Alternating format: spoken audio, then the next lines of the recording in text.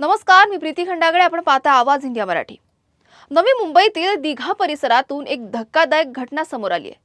फक्त पोटदुखीचा त्रास होत असल्याने खासगी रुग्णालयात दाखल झालेल्या 14 वर्षीय मुलाचा उपचारादरम्यान मृत्यू झालाय.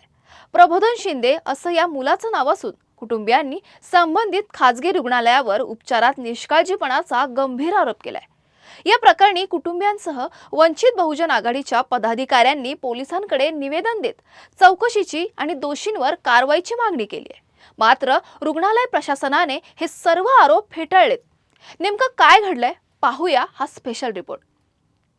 नवी मुंबईतील दिघा परिसर, डॉक्टर बाबासाहेब आंबेडकर चाळ, विष्णुनगर येथे राहणाऱ्या शिंदे कुटुंबावर सध्या दुःखाचा डोंगर कोसळलाय. इयत्ता 9वीत शिकणारा 14 वर्षीय प्रबोधन शिंदे अभ्यासात हुशार आणि शांत स्वभावाचा विद्यार्थी. 17 जुलै रोजी पहाटे अचानक त्याला पोटात तीव्र वेदना सुरू झाल्या. त्यानंतर पहाटे 4च्या सुमारास कुटुंबियांनी त्याला जवळच्या साई सेवा मल्टी स्पेशालिस्ट हॉस्पिटलमध्ये दाखल केलं. कुटुंबियांच्या म्हणण्यानुसार रुग्णालयात प्रबोधनवर वेदनाशामक इंजेक्शन, सलाईन आणि औषधोपचार करण्यात आले. त्यानंतर डॉक्टरांनी सोनोग्राफी करण्याचा सल्ला दिला. कुटुंबियांच्या माहितीनुसार सोनोग्राफी अहवालामध्ये किडनी आणि लिव्हरसह काही अवयवांवर सूज असल्याचं समोर आलं. दिवसभर उपचार सुरू होते. मात्र संध्याकाळच्या सुमारास डॉक्टरांनी पुढील उपचार करण्यास असमर्थता दर्शवत मोठ्या रुग्णालयात हलवण्यास सांगितल्याचा आरोप कुटुंबियांनी केला आहे. सकाळी पोटात दुखत होतं, मी 4 वाजता दवाखान्यात नेलो. मग त्यांनी ऍडमिट केला.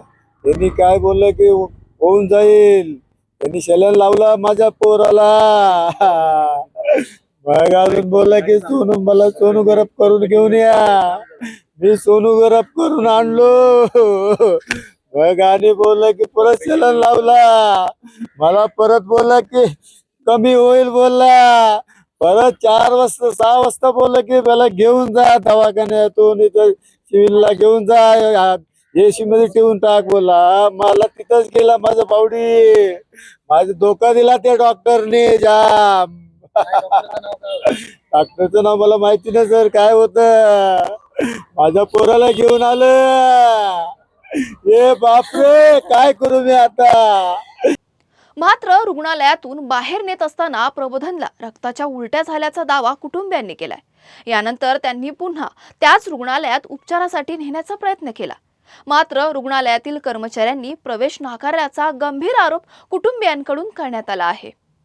दिघा तलाव या ठिकाणी साई सेवा म्हणून एक हॉस्पिटल आहे. त्या ठिकाणी त्या पोराला ॲडमिट करण्यात आलं. रुपये 5,000 डिपॉझिट भरून. तर त्या डॉक्टरनी त्यांना सांगण्यात आलं की या पोराला मूतखडा आहे. तर मूतखडा असल्यामुळे तो आत्ता बरा होईल म्हणून त्यांनी 3 सलाईन लावले आणि पेन किलरचे इंजेक्शन देणे चालू केले. पण त्या पोराला काय असर पडलंच नाही. जवळजवळ 2-3-4 तास झाले. मग त्यानंतर त्या डॉक्टरनी सांगितले की या पोराचं सोनोग्राफी केलं पाहिजे. तर सोनोग्राफी करून आल्यानंतर रिपोर्ट 11:30 दरम्यान डॉक्टरच्या हातात भेटलं. तरी पण डॉक्टर बोलला की याचा इलाज आम्ही करू असं डॉक्टर बोलला आम्हाला. सोनोग्राफीमध्ये काय आलं? सोनोग्राफीमध्ये मुलाच्या किडनीला सूज आणि लिव्हरला सूज आणि आतड्याला सूज, बाकी एवढंच, बाकी काही झालं नाही साहेब. तर त्याच्यानंतर त्यांनी 6:15 दरम्यान आम्हाला सांगतो की तुमच्या पोराला ICUचा गरज आहे, तुम्ही याला शिवाजी हॉस्पिटलला हलवा, कळवा या ठिकाणी. तर 6:15 पोराला हलवल्यानंतर तर डायरेक्ट गेटच्या बाहेर त्यांनी ॲम्ब्युलन्स वगैरे काहीच उपलब्ध करून दिलं नाही आम्हाला. ऑटोनी घेऊन जाण्यास सांगितलं, ऑटो रिक्षा. तर रिक्षाचं घेऊन बाहेर दवाखान्याच्या बाहेर पडतात पोराला रक्ताच्या उलट्या झाले. त्या ठिकाणी तो बाप बिचारा गरीब माणूस एकटा घाबरला. तो घाबरून परत त्याच दवाखान्यात गेला असता त्या डॉक्टरनी दवाखान्याचा गेट बंद केला.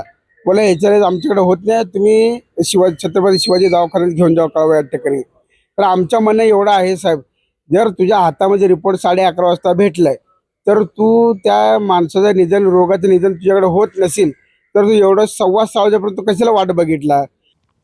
यानंतर प्रबोधनला तातडीने छत्रपती शिवाजी महाराज रुग्णालय कळवा येथे नेण्याचा प्रयत्न करण्यात आला.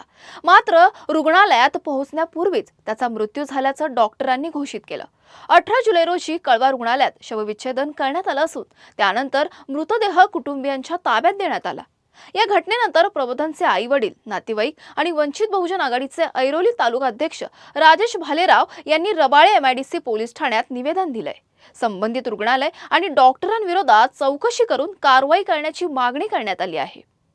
सन्माननीय पत्रकार बांधवांसोबत वरिष्ठ पोलीस निरीक्षक कठाळे साहेब यांना देखील आम्ही भेट घेतली. त्यांना आम्ही सविस्तर इथली माहिती सांगितली, हॉस्पिटलबद्दलची माहिती सांगितली आणि त्यानंतर आम्ही त्यांना एकच विनंती केली की बाबा अशा प्रकारची दुर्घटना परत घडू नये यासाठी तुम्ही तातडीने त्या हॉस्पिटलची चौकशी लावावी आणि जोपर्यंत चौकशी होत नाही तोपर्यंत हॉस्पिटल तुम्ही बंद ठेवावं. एकीकडे 14 वर्षीय मुलाच्या मृत्यूने शिंदे कुटुंबावर दुःखाचा डोंगर कोसळलाय, तर दुसरीकडे रुग्णालयावरील आरोपांची सत्यता आता शवविच्छेदन अहवाल आणि अधिकृत चौकशीनंतरच स्पष्ट होणार आहे. फक्त पोटदुखीच्या त्रासासाठी रुग्णालयात गेलेल्या प्रबोधनचा अचानक झालेला मृत्यू अनेक प्रश्न उपस्थित करत आहे.